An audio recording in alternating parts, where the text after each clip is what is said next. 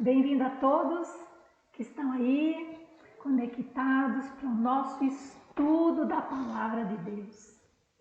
E hoje nós vamos ver a segunda parte da revelação de Deus no Antigo Testamento. Mas eu gostaria de começar orando. Você ora comigo? Senhor, obrigado por todos aqueles que estão aí, Pai, neste momento, que separaram um tempo como oferta para o Senhor, porque, Pai, nós entendemos que a Tua palavra é preciosa, Pai, e nós queremos conhecê-la, porque eu sei que o Senhor se revela por meio dela, Pai, também, e assim, Pai, abençoa também cada lar. Entra com a provisão, com a necessidade, com tudo aquilo que cada um está precisando, Senhor. Em nome do Senhor Jesus. Amém, amém e amém. Amém? Vamos agora para a palavra, né? Ali em estudo.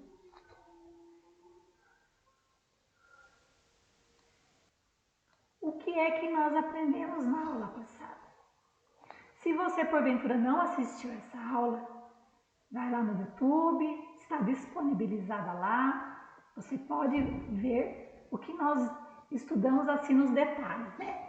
Mas eu posso falar que nós vimos ali o que é a revelação de Deus, qual a importância da revelação, quais os propósitos da sua revelação, alguns nomes de Deus e seus significados, tipos de revelação de Deus e também meios e forma das revelações.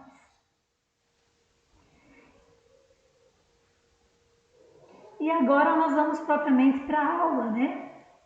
Vamos começar dizendo que a revelação de Deus, ela deu início quando Deus falou, não é? Porque a palavra falada, ela introduziu essa ação divina. E então a comunicação verdadeira, ela veio de Deus para o homem e assim dando início no seu processo de aliança. E que aliança é essa, né? Aliança para a redenção da humanidade, que hoje nós sabemos que veio por intermédio do seu Filho, Jesus Cristo. Essa aliança, ela é um pacto entre Deus e os homens. Ela é um conserto, né, de toda carga, de toda consequência do pecado. Podemos dizer também que a revelação ela já estava presente desde a criação do mundo, porque Deus, na sua soberania, Ele criou tudo perfeito. Para quê? Para que fosse executado o seu plano de salvação. Portanto, Deus, Ele revelou ordem à medida que progredia nas suas palavras e nos seus atos de criação. Portanto, o salmista Davi, ele louva o Criador que revelou na sua obra criada o seu amor em todas as coisas. E olha que lindo esse Salmos, que diz assim: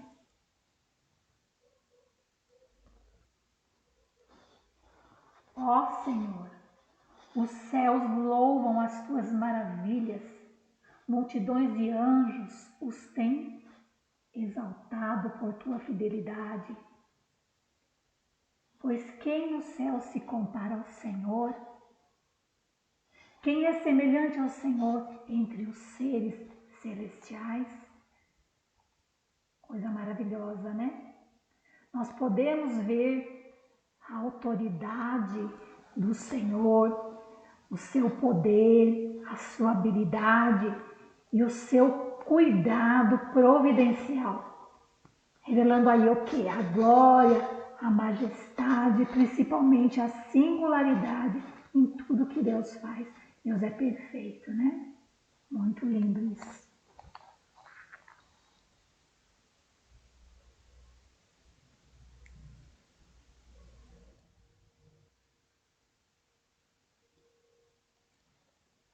podemos ver também o progresso da revelação na queda e na promessa. Aqui é quando Adão e Eva, eles foram colocados no Éden e receberam o seu mandado pactual. Esse mandado, na verdade, ele é como um mandamento, uma ordem dada por quem tem o poder de mandar. Aquilo que se deve fazer. Portanto, ao homem foi dado a oportunidade, não é? De ser obediente, de ser submisso a Deus. Então, portanto, havia ali uma aliança, né? E aí também, para essa aliança, havia condições. Qual era a condição? Não deveriam comer do fruto da árvore da ciência, do bem e do mal. Mas este pacto nos conta a história que esse pacto ele foi quebrado. Por quê? Desobedeceram, quebraram a aliança e assim eles experimentaram imediatamente a morte, né? Morte moral, morte espiritual e depois a morte física. Mas olha que interessante aqui, né? Para nós prestarmos atenção. Que mesmo durante todo esse processo, desde o início até a queda, Deus ele fala com Adão, com a Eva e com a serpente. E ali ele se revela em onisciência, graça e misericórdia.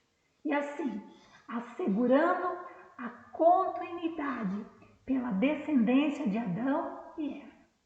E aí alguns versículos, né, para os irmãos poderem estar vendo na palavra, né?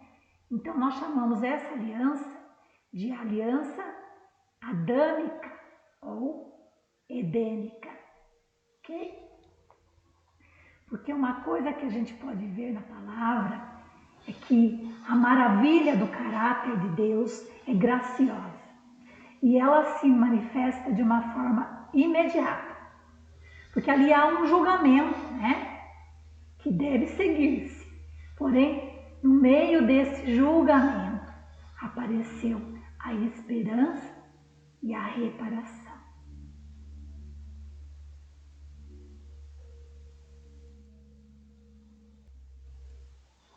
E dando continuidade a esse processo, nós vamos ver agora a revelação no tempo de Noé.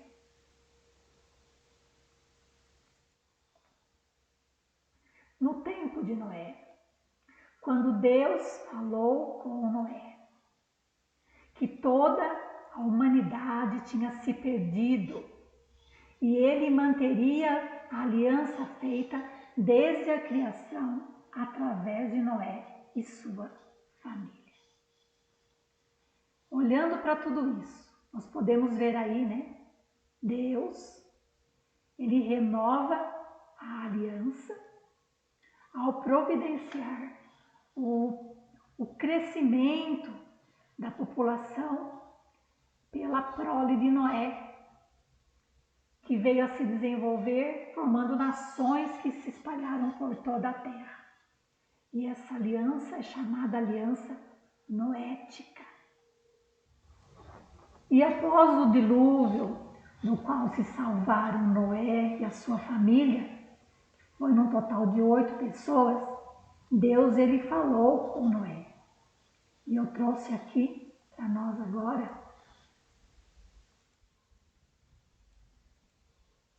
quando Deus diz assim: convosco estabeleço o meu concerto, que não será mais destruída toda carne pelas águas do dilúvio, e que não haverá mais dilúvio para destruir a terra. Então, como sinal perpétuo dessa aliança, Deus deixou o arco sobre as nuvens. Tremendo, né? Você consegue ver o progresso nesse processo da aliança de Deus trabalhando com a humanidade? Então, e também nós vamos falar agora sobre o progresso da revelação no período patriarcal.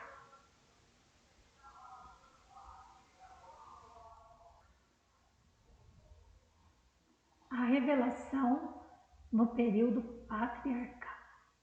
Então, os patriarcas de Israel foram Abraão, Isaque e Jacó. Cerca de 1800 a 1250 anos antes de Cristo. Então, nós temos a notícia de que Abraão, ele é convocado a ser o pai de uma grande nação. Isso do nome, né, patriarca. E Deus, ele celebra uma aliança com Abraão e também depois, né, com Isaque e Jacó. Como parte da aliança, Abraão, ele deveria circuncidar todos os machos, filhos e servos sobre sua autoridade. Isso seria como um selo, né, desse conserto e também dessa aceitação de Deus como sendo o Senhor, né, dele e de toda a sua geração futura. Então, esse conserto, na verdade, nós chamamos de um conserto perpétuo, porque ele foi extensivo às gerações que vieram. Isso já apontando para o reino eterno de Cristo. E também temos a notícia aí, né? Que é a história da instituição da aliança com Abraão, que fez de Israel o povo revelador de Deus ao mundo. Chamamos de aliança abraâmica.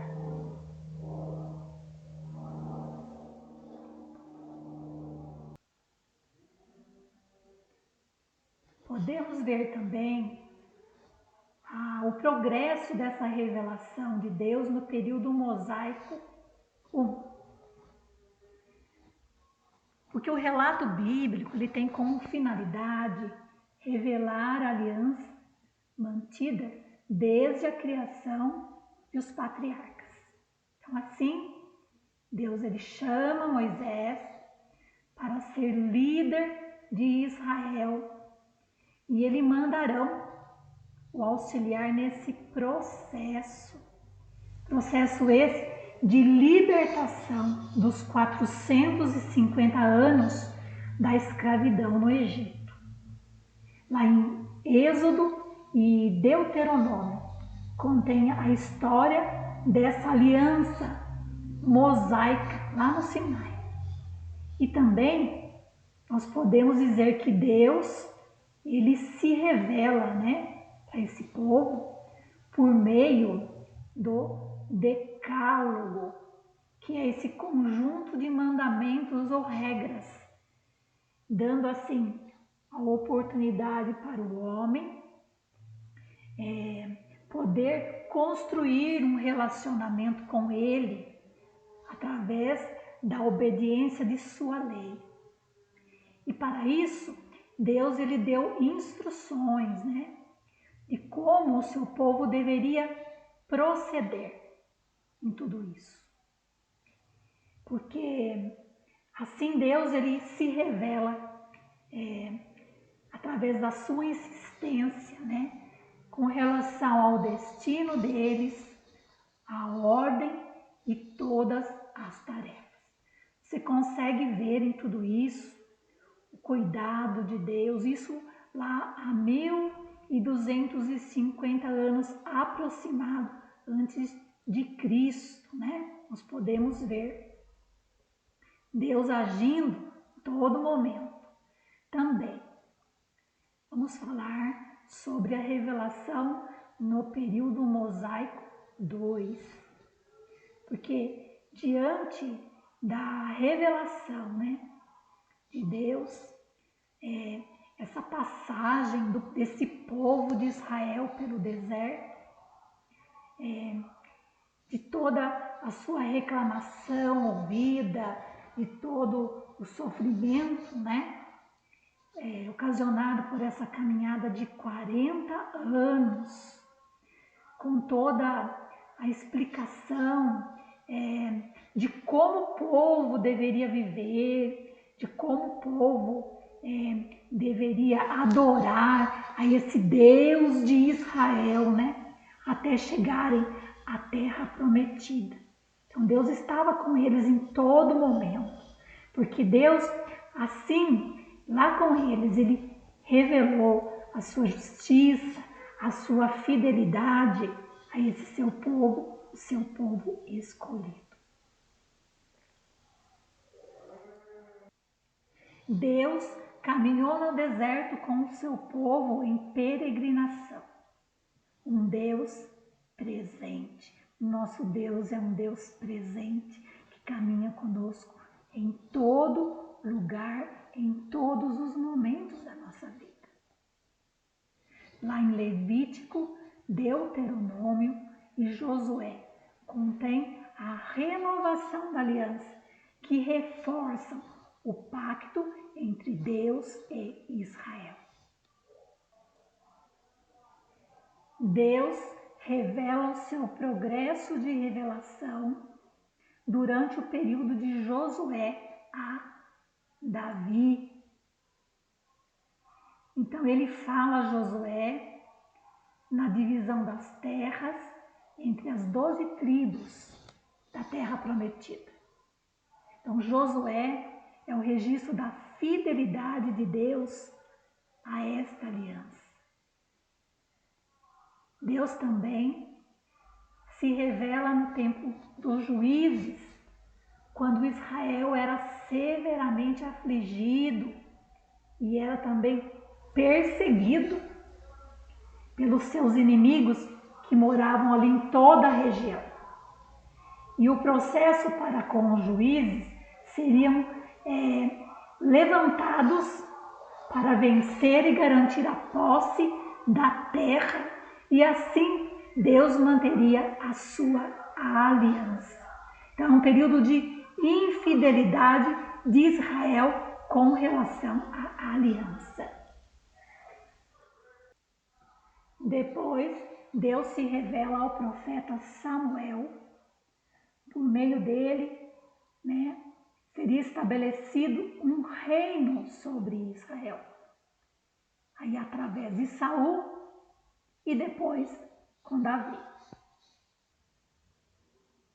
Há também a revelação progressiva no período do reinado de Davi e Salomão, onde Deus ele estava com o rei Davi, protegendo ele, tornando ele um grande rei, como já tinha prometido lá desde Abraão. Então, os salmos de Davi, Deus se revela em palavras e ações, como nós vimos, firmando as suas promessas de aliança eterna a Israel. E o mesmo processo de revelação houve com o rei Salomão, né? Que mais tarde nós vimos ali pela palavra que ele rompeu essa aliança com o Senhor, ele desobedeceu ao Senhor. Mas a palavra nos diz que mesmo assim Deus manteria a sua promessa a Davi, que a coroa de Israel nunca sairia dos seus descendentes.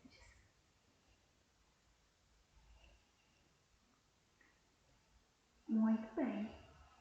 Entre os séculos 9 e 8 a.C., tem o aparecimento dos maiores profetas do Antigo Testamento.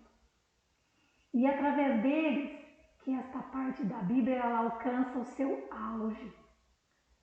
O sentido da palavra profeta é o porta-voz de Deus, a voz de Deus.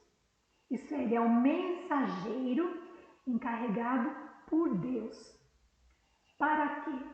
para dar a conhecer a mensagem divina e manifestar por meio de ações a sua vontade. Portanto, eram investidos diretamente por Deus e tinham uma missão essencialmente espiritual no meio do povo. Eles agiam como guias para os israelitas.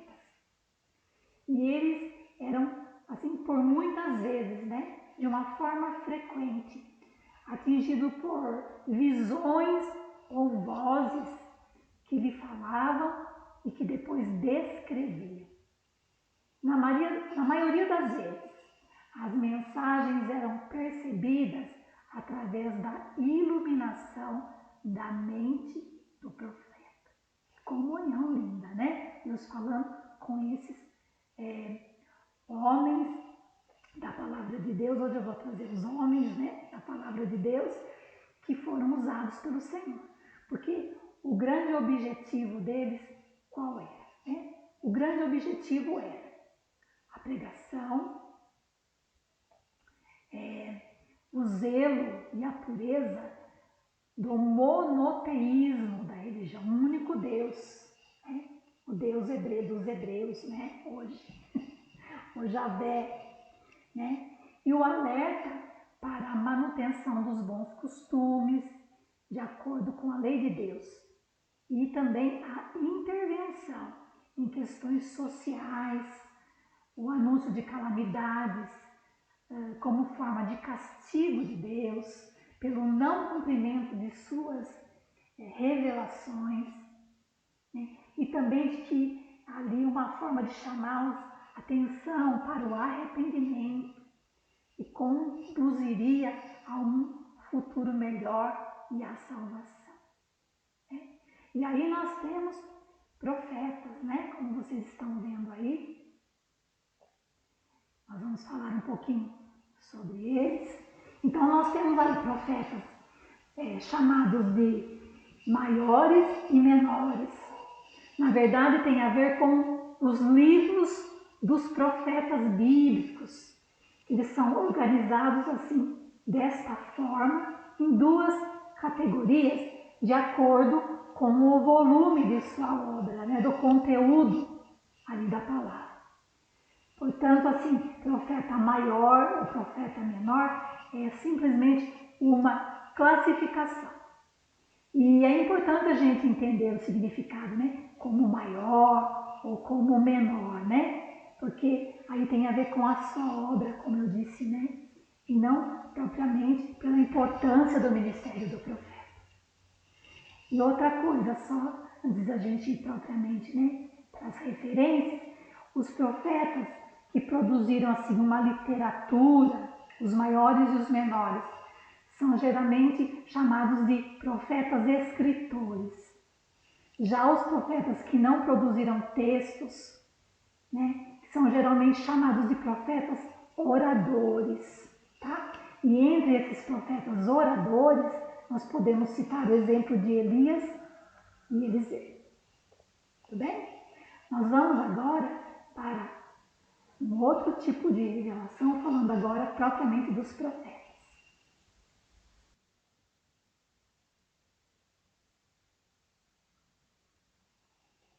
Então, a revelação por meio de Elias e Eliseu, certo? Existe a explicação da revelação progressiva durante a revolta em Israel pelo rei Jeroboão e como ele levou todo aquele povo de Israel a pecar, provocando ali a ira de Deus. É todo esse contexto aí de reis, Mas eu quero falar agora deles para você, esses dois profetas. Então veio o profeta Elias durante o reinado de Acabe.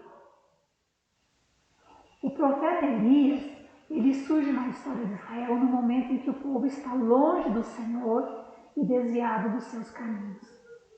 E grande parte dessa culpa recai sobre o rei Acabe e Jezabel, a sua mulher.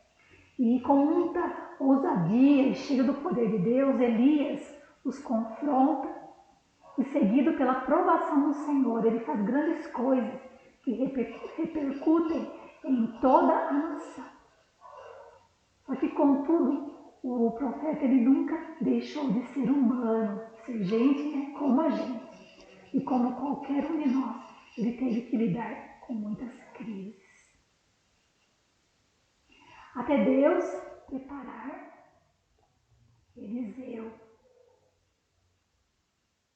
como sucessor de Elias. Eliseu ele foi um profeta no reino de Israel durante o reinado de Jorão, Zeu, Jocás e Joás. E ele se tornou servo e discípulo do profeta Elias antes de ser o seu sucessor. Então ele aprendeu tudo ali, muita coisa com Elias, né? Viveu ao lado do mestre ali. E a história de Eliseu é bom aí, você que gosta de estudar os profetas, né? Está registrado em 2 Reis, no capítulo 2, do versículo 13. Agora, assim mesmo, Israel, debaixo de desobediência, Deus continuou se revelando.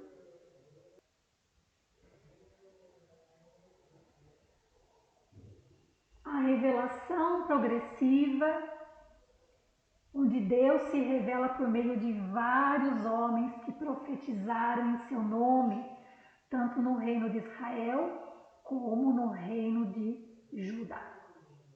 Aqui nós vamos ver agora o profeta Joel.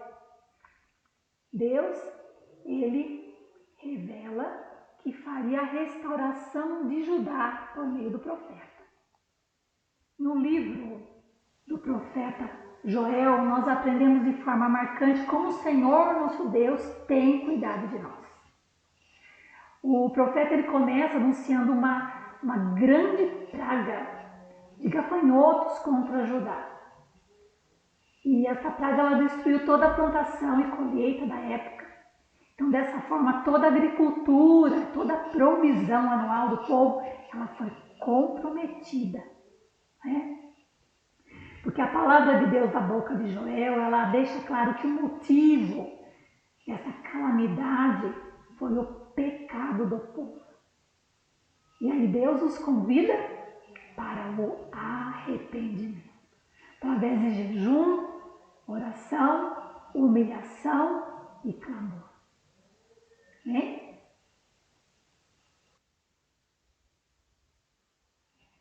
Deus se revela também pelo profeta Jonas, revela a sua graça, perdão e misericórdia, a grande cidade de Nínive. Né?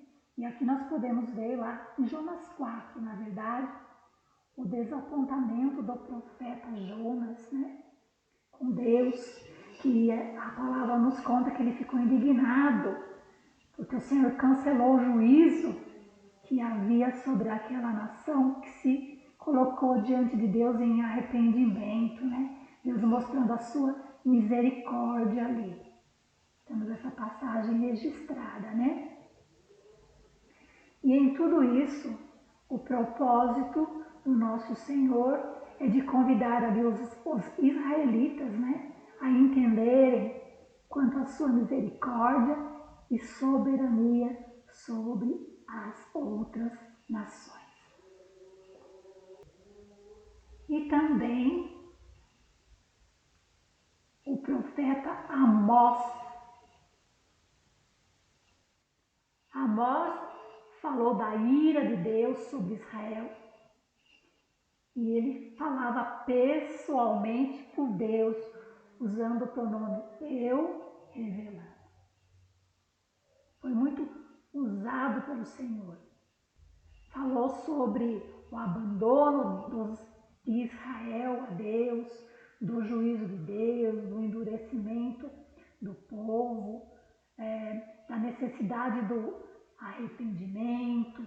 Falou sobre o exílio que viria, né? Falou também que Israel seria restabelecida e também sobre a graça e paz dada à restauração dessa dinastia davídica e Assembleia das Nações. É um livro que vale a pena você também ler e prestar atenção. Tudo isso, Deus falando aí, né? Porque o objetivo era revelar o castigo divino por causa dos pecados em Israel e em Judá, mas também anunciar a esperança de restauração que viria depois do exílio. Agora nós vamos falar um pouquinho sobre 3 profetas: Oséias, Isaías e Miqueias.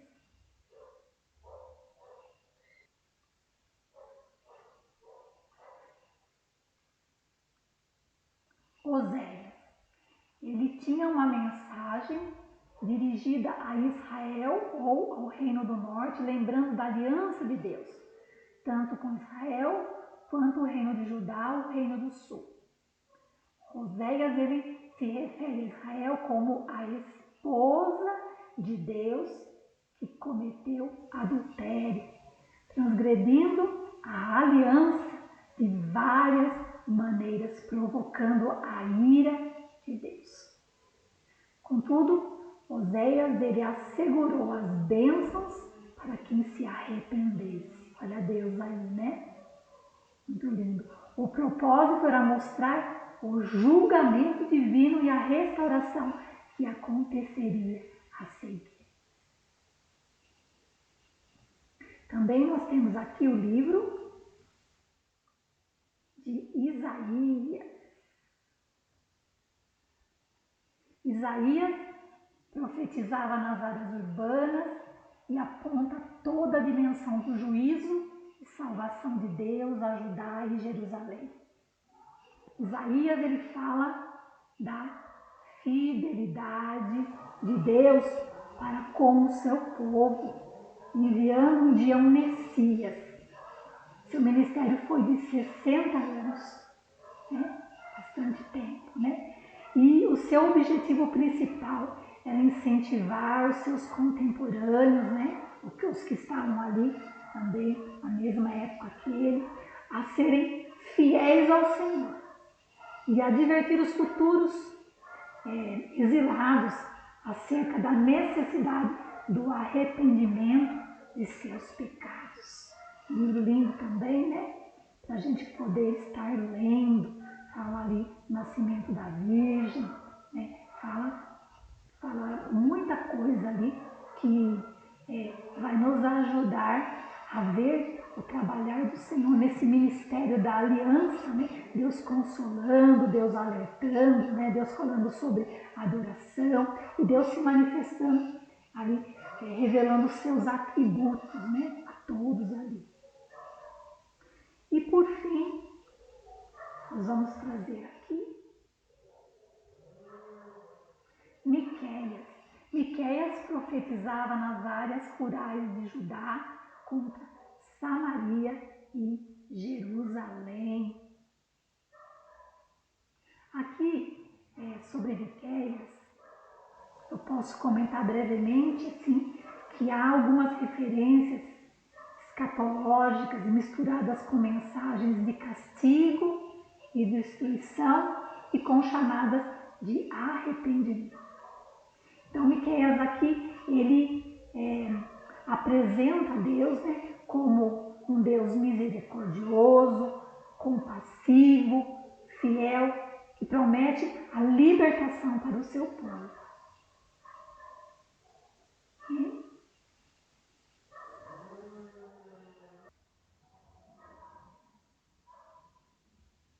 Agora vamos falar brevemente, né? 5 profetas no período antes do exílio de Judá. Vamos falar de Naum, Sofonias, Jeremias, Abacuque e Obadias.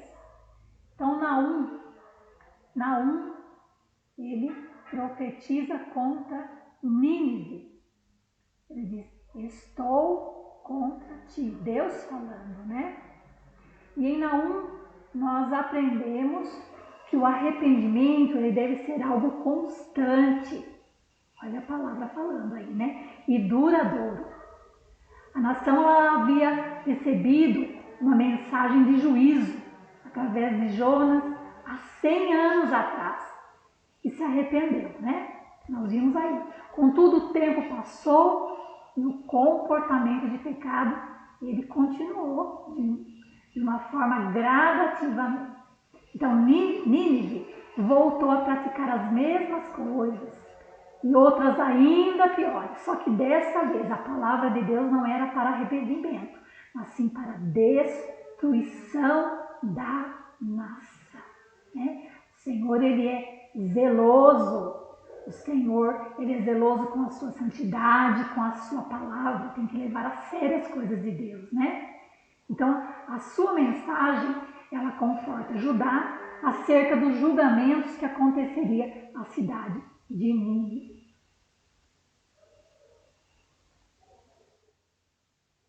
Também Sofonias, ele profetiza a destruição de Judá por nações vizinhas. Então, a proposta era denunciar os pecados desses lugares e também das nações.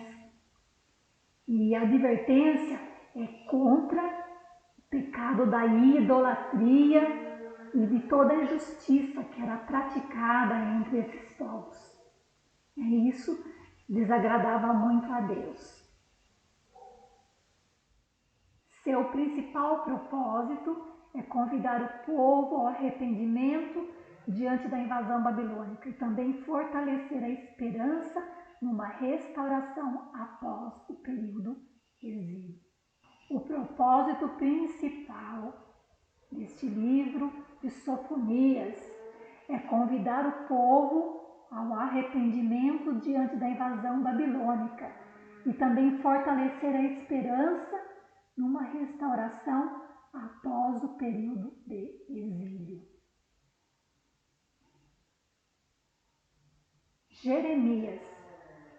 Jeremias profetiza durante o reinado de Josias. Ele profetizou que a aliança seria renovada. Por mais de 30 vezes, Jeremias se refere a Deus, se comunicando com frases como disse, dizendo, ou a palavra do Senhor veio a mim. O principal propósito do livro era exortar os exilados acerca do motivo de suas provações. Também mostra que o povo de Deus voltaria para a terra prometida ao se arrependerem.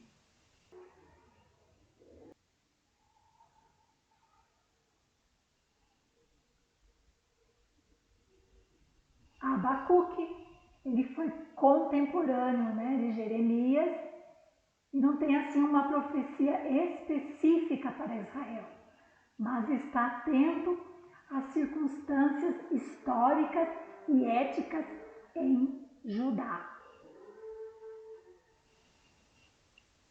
Deus se revela confirmando que havia profetizado por meio de vozes proféticas muito antes, relativa à onisciência, soberania e sua graça. E o livro de Abacuque, ele tem propósito de guiar o povo de Israel em direção a essa fé em Deus durante esse período terrível, conturbado que se seguiria. Também vamos ver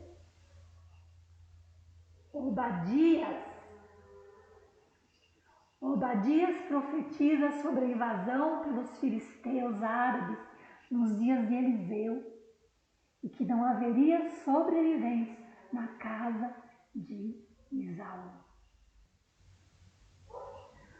Obadias profetizou em um tempo de grande infidelidade a Deus e apostasia.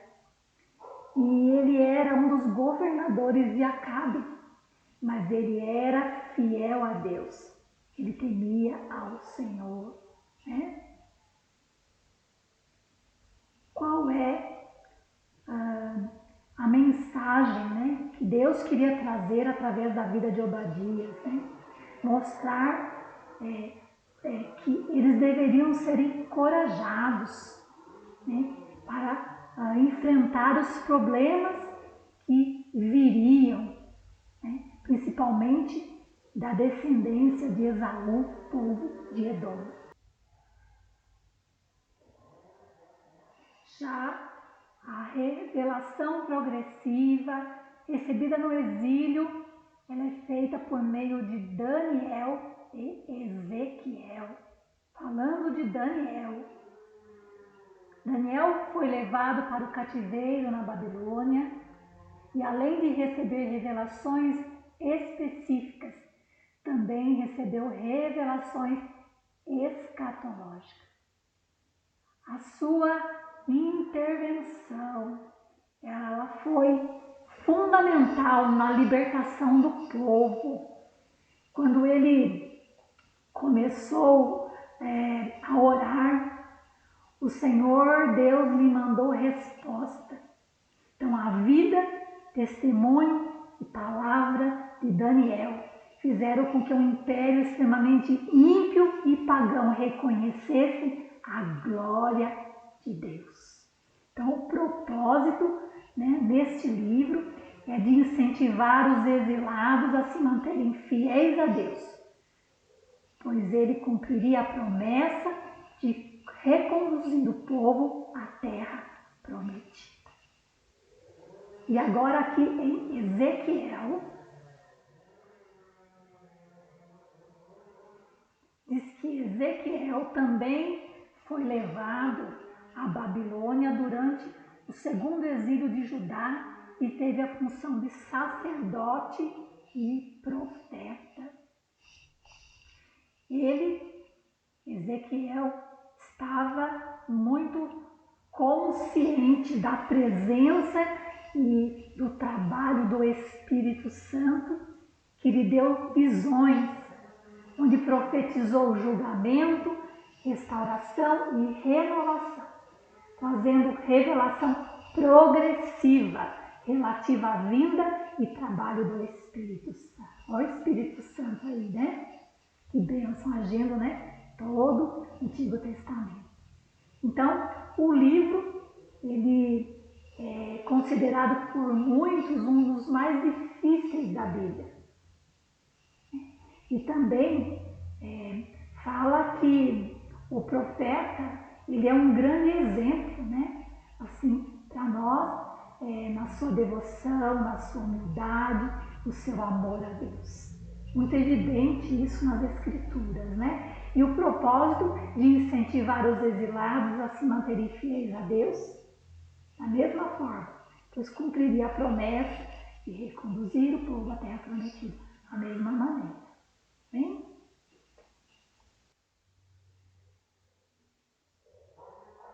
Vemos também a revelação progressiva na era pós-exílica, que é demonstrada nos livros de Esther, Crônicas, Esdras e Neemias. Já o profeta Ageu, ele viu o templo antes que fosse destruído, né? Deus falava muito com ele, tem várias referências de Deus falando ou fazendo a sua palavra chegar até ele, né? E o Senhor ali falando sobre a impureza do povo, falando sobre a glória do novo, né? Seria maior que o do antigo, e Deus usou ele com o propósito de incentivar a reconstrução do templo, enfatizar a esperança de grandes bênçãos para o povo de Israel depois do exílio. Também temos aqui o profeta Zacarias, que foi contemporâneo de Ageu e Malaquias e fez profecias messiânicas e escatológicas, mas também abre precedentes, porque nem todas as profecias elas são consideradas revelações progressivas, mas elas são aplicadas a pessoas e situações específicas. E no livro de Zacarias, nós aprendemos muito sobre o zelo de Deus com relação à santidade da sua casa, né? Dos sacerdotes e das ofertas. E é um livro rico no que se refere ao cuidado de Deus com o seu povo, né? Deus falando, e também das bênçãos prometidas em relação à vinda do reino de Deus em sua plenitude.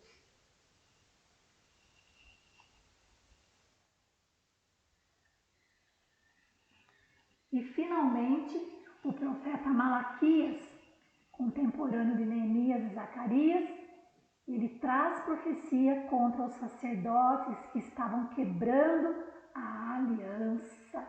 Isso é sério, né? Quebra de aliança. Então, fazendo dessa forma com que o Deus trouxesse assim, um julgamento sobre todos os transgressores da sua lei.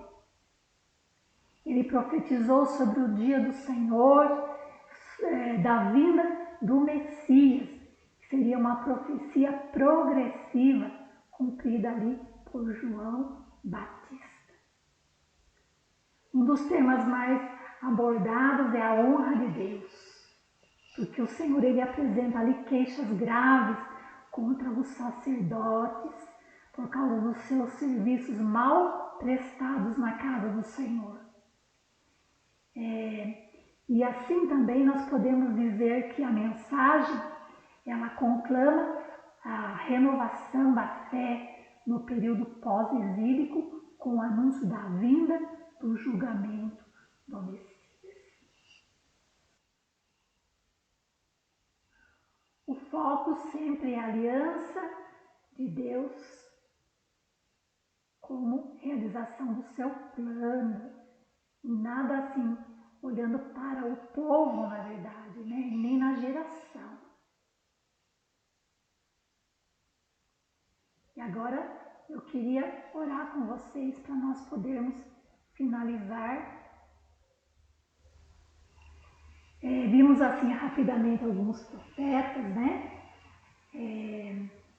De uma forma mais resumida, mas qual é o profeta que você tem assim maior curiosidade de conhecer melhor? Qual é o profeta que você se identifica mais nas suas atitudes, nos seus compromissos para com Deus, né? Porque Deus dava tarefas para eles na medida em que o seu plano estava sendo desenvolvido, né?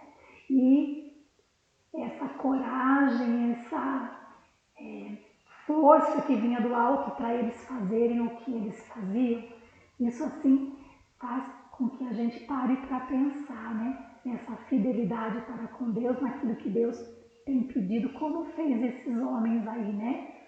De uma forma tão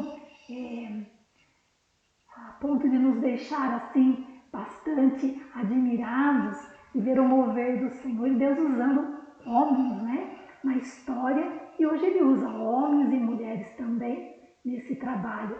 Mas é lindo ver o trabalhar do Senhor nas Escrituras, aí no Antigo Testamento. Amém? Então, gostaria de orar com vocês para nós encerrarmos. A Escritura Sagrada descreve o nosso Deus Santo, Altíssimo, Todo-Poderoso e Criador de todas as coisas. O plano de Deus foi inaugurado no princípio, colocado em prática através da história e continuará até que tudo se cumpra. Deus ele não pode ser definido por uma palavra ou por uma frase. Por isso é necessário que nós tentemos, mesmo de forma bem limitada, assim, descrever as qualidades de Deus, os seus atributos. E essa descrição, ela é limitada por nós, porque Deus, ele é muitas vezes incompreensível aos nossos olhos. Mas nós o descrevemos com base naquilo que ele nos revelou ao seu respeito. E tudo isso aponta igualmente para o Pai, o Filho e o Espírito Santo. E também, como nós já dissemos, Deus é aquele que vê, que ouve, que provê, né? Apesar de nós, debaixo da sua paciência, da sua graça infinita. Obrigado, Senhor, por esse tempo que o Senhor preparou para nós estarmos aqui. Louvado seja o teu santo nome, pela tua graça, pela tua bondade, pela tua misericórdia. Ah, Senhor, nos ajuda mesmo a te conhecer cada dia mais, Senhor. Se revela para nós, Pai. Fala mesmo conosco e nos ajuda, Pai. Temos exemplos aí hoje, nós vimos tantas vidas que se doaram ao Senhor. E tantas coisas que o Senhor fez no meio de toda a terra. Muito obrigado. E assim nós agradecemos ao Senhor, em nome de Jesus. Amém. Amém? Muito bem. Te convido então até o nosso próximo encontro, na próxima quinta-feira, para estar conosco lá no Zoom, para nós comentarmos um pouquinho sobre tudo isso que nós vimos aqui nessas duas aulas. Deus te abençoe, um bom descanso a todos.